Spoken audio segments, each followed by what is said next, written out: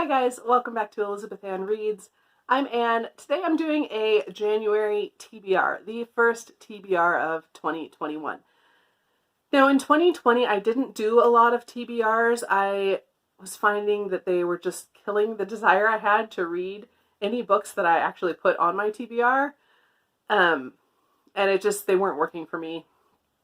And I don't know that they're going to work for me this year, but we're going to try. I'm hoping that setting a TBR will give me kind of a little extra push to work through some of the reading priorities I have for 2021.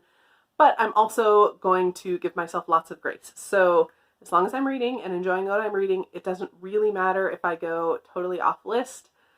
So these are very loose TBRs, but they're what I want to try and get to during a month. They're also, I tend to make really big TBRs, so I'm probably not going to get to all of these. But this is kind of what's on my radar, at least right now, for the month of January 2021. So the first goal I set for the year is that I want to be reading a classic and a nonfiction each month. So for this month, for January, my classic is going to be Tess of the D'Urbervilles by Thomas Hardy. I fully intended to read this in 2020, and it just didn't happen. I have never read Thomas Hardy before, and I don't know much about this book, but I know that Thomas Hardy tends to be kind of heavy, which I like. So I think it's going to be a good fit, but we will see when I read it. For nonfiction, I am going with Endurance, Shackleton's Incredible Voyage. This is by Alfred Lansing, and this follows Shackleton's journey, I think in 1914 to 1915, his voyage to the Antarctic. And yeah, this again was one I fully intended to read in 2020 and just never got to, or never prioritized enough. It's fairly short. I think it'll read pretty quick, and it seems like a book that I should read in the winter. So we're going to go with that. All right, I'm also participating in two monthly, they're readathons, I guess, or reading challenges, whatever you want to call them. The first is Chantel over at An Intentional Life is doing a read your bookshelf challenge, and she gives a different prompt each month, and the goal is to choose something off your shelf, like a backlist book off your shelf that you want to read to meet that prompt. And the prompt for January is a home word, house or home-ish word. So it could be house or home, or it could just be something you would find in a house or home. I'm going with Behind Closed Doors because houses have doors. This is a thriller. I think it's a domestic thriller. I don't know a lot, and that's okay because it's a thriller. But it should be a pretty quick, something fairly easy to get through to throw in for the month. The other thing I'm participating in January is the BuzzwordAthon. BuzzwordAthon was originally created by Kayla over at Books and Lala. And the idea is that you have a week and you're given a buzzword or a theme word. So you look for books that have that word in the title. It's changed up a little bit this year, and it's now run in a Goodreads group. But the idea is still the same, and there's going to be one each month. So it runs from the 1st to the 7th of the month. And the word for January is dream. So I have a whole stack of books with that in the title. I'm going to try and get through as many of them as I can in the first week, and then whatever doesn't happen in the first week will still hopefully get read during the month. We'll see. The first one that's for sure going to get read is Strange the Dreamer by Laini Taylor. This is another one I fully intended to get through in 2020 and didn't. But evidently that was the case for a lot of people, because as soon as the word for January was announced, a lot of people started commenting that they were finally going to read Strange the Dreamer. So there's actually a group read going on in the Goodreads group. You can see I already have it all tabbed out. Okay, you can't really see my tabs, so it's all tabbed out for what I need to read each day to finally get through this. This is a fantasy book that follows a librarian, Laszlo Strange, who is obsessed with this mythical city called Weep, and then he gets, I think, the opportunity to go on an expedition to find this mythical city. And I think it's kind of known for its really kind of flowery writing. I think I'm gonna like it, but we'll see. All right, other books with dream in the title. I have The Cure for Dreaming by Kat Winters. This is one I just recently picked up. I think this has something to do with hypnotism and something goes wrong.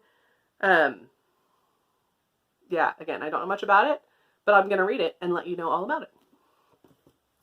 I also have The Dream Daughter by Diane Chamberlain. This is a historical fiction, I think set in 1970. I think there's a time travel element to it. This is one I've long wanted to get to. You'll notice this theme a lot in these books, that these are ones I intended to read last year and didn't. So I'm really excited to finally get to this one. I also have Dreaming Spies by Laurie R. King. This is part of one of the series I'm trying to read. This is part of the Mary Russell series, and it just conveniently worked out that the next one I needed to read had Dream in the title, so I'm going to add that to the stack as well. The other thing I have on the list is a duology. Dream Hunter and Dream Quake is the second one. I heard about this years ago, and I'm not sure from who, but I've never heard anyone on BookTube talk about it. And it just sounds really fascinating to me. It has to do with, it's a fantasy, and it has to do with certain people have the ability to like capture dreams and then like play them for other people. I don't know. I don't really know. But it sounds really fascinating, and I'm really curious. So this is the perfect opportunity to give it a try. Who knows? If it's terrible, then I can DNF the first one and not even pick up the second one. And then it's off my list. But I'm really, really curious. They sound really interesting. These are by Elizabeth Knox. All right, that's it for dream books. The other few books I have on my list are all parts of series that I'm trying to work my way through. The first is Playing with Fire. This is book 2 in the Skullduggery Pleasant series. This is a YA urban fantasy that follows a skeleton detective. I read the first one at the end of 2020. I had read it several years ago, but I reread it at the end of 2020, and I want to continue on. I'm not totally sure how I'm going to feel about the series, but I want to at least read a couple more and see what I think. I also have book 4 in the Artemis Fowl series. This is the Opal Deception. Just, yeah, another series I'm trying to get through. These are middle grade fantasy. Also, if you watch the movie on Disney Plus, they did a movie of the first one. It's not good. If you haven't watched it, don't watch it. It's terrible. If you watched it, I'm sorry you wasted your time. The next book I have is Dawn's Early Light by Ellsworth Thane. This is the first book in a historical fiction series set during the Civil War. And that's pretty much all I know. It's the first in a series of 7. I own most of them, so I would like to, read them and see if they're good and let you know. Then the last one I have is The Book of 3 by Lloyd Alexander. This is another middle grade fantasy, and this is the first in the Chronicles of Prydain. Again, I think I read these years and years and years ago, but have no memory of them. And I have the first 2 sitting on my shelf, so we're going to give it another go, see what I think. And yeah, that's it. So that's it. That's what's tentatively on my January TBR. It's not completely unrealistic, I don't think. Oh, I forgot one because I don't own it physically. And that is Dawn Shard by Brandon Sanderson. I am not quite finished with Oathbringer, but I'm going to finish up Oathbringer in December and then hopefully read Dawn Shard in January. This is the novella that comes between Oathbringer and Rhythm of War. So I want to get to Dawn Shard so I can read Rhythm of War in February. Why can't I say rhythm? Rhythm of War in February. So that's on the list as well. I don't own a physical copy because there are no physical copies. That's not true. I think there's some, but you can't buy a physical copy, so I have it on the Kindle app on my phone. But all in all, I don't think this is a totally unrealistic stack, but we'll see. We'll see how distracted I get with other things, and yeah, we'll just see what happens. But those are the books that are on my radar for the month of January. Thank you for watching. Be sure and comment below. Let me know what you are looking forward to in January or your thoughts on any of these books I talked about today. And yeah, that's it. Thanks again for watching.